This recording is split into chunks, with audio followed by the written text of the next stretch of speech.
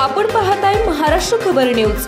या बातमीचे प्रायोजक आहेत Shri Ganesh jewellers and Saraf production Pune. पुण्यात गुइलेन बॅरेन सिंड्रोम या आजाराचा उद्रेक झाला आहे। तब्बल या आजाराने बाधित 140 रुग्ण सापडले तर 18 रुग्ण व्हेंटिलेटरवर आहेत आणि 5 जणांचा मृत्यू झालाय। त्यामुळे पुण्यातला जीबीएसचा उद्रेक हा जगभरातला सर्वात मोठा उद्रेक असल्याची नोंद झाली आहे।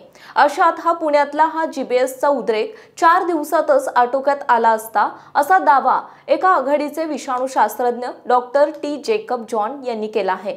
तसेच आरोग्य यंत्रणेने जर व्यवस्थित उपाययोजना केल्या असत्या तर जीबीएस आटोक्यात आला असता, पण आरोग्य अधिकाऱ्यांनी तो नियंत्रणाबाहेर जाऊ दिला असा आरोप देखील जेकब जॉन यांनी केला आहे। त्यांच्या या विधानानंतर एकच खळबळ माजली।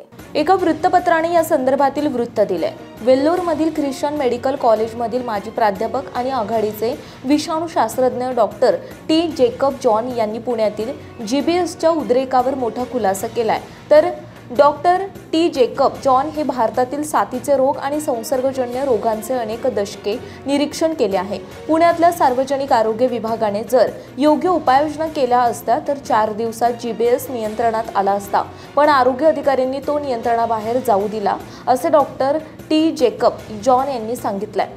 जॉन पुढे म्हणाले, पुण्यात जीबीएसचा पहिला रुग्ण सापडताच क्षणी आरोग्य अधिकाऱ्याला याची माहिती तातडीने देणे आवश्यक होते, जेणेकरून इतर रुग्णालयांना याबाबत सतर्क करता आलं असतं असे त्यांनी सांगितले। दुसऱ्या दिवशी पुढची महत्त्वाची माहिती म्हणजे कॅम्पिलोबॅक्टर जेजुनी जीबीएसच्या प्रादुर्भावाशी संबंधित एक जीवाणू हे कारण आहे की नाही याची पुष्टी करणे। या शोधासाठी 48 तास लागतात। पुढे डॉक्टर जॉन म्हणाले की आरोग्य अधिकाऱ्यांनी पाण्याची पिण्यायोग्यता त्वरित तपासायला हवी होती आणि त्यामध्ये कोलाईची चाचणी करायला हवी होती। त्याच दिवशी पिण्याच्या पाण्यात संभाव्य दूषिततेबद्दल लोकांना इशारा देणारा आणि पिण्यापूर्वी ते उकळून घेण्याचा सल्ला देणारा इशारा जारी करायला हवा होता। तिसऱ्या दिवशी जर चाचणीत निकालांची पुष्टी झाली तर 3ऱ्या दिवसापर्यंत महानगरपालिकेने पाणी निर्जंतुक करण्यासाठी आणि पाणी पुरवठ्याच्या दूषित शाखा ओळखण्यासाठी हायपरक्लोरिनेशन प्रक्रिया राबवायला हवी होती असे डॉक्टर जॉन म्हणाले।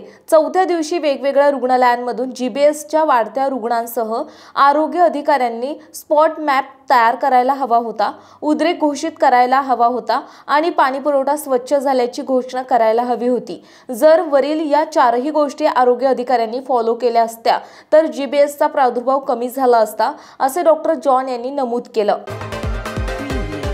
आपण पाहताय महाराष्ट्र खबर न्यूज। या बातमीचे प्रायोजक आहेत Shri Ganesh jewellers and Saraf production Pune.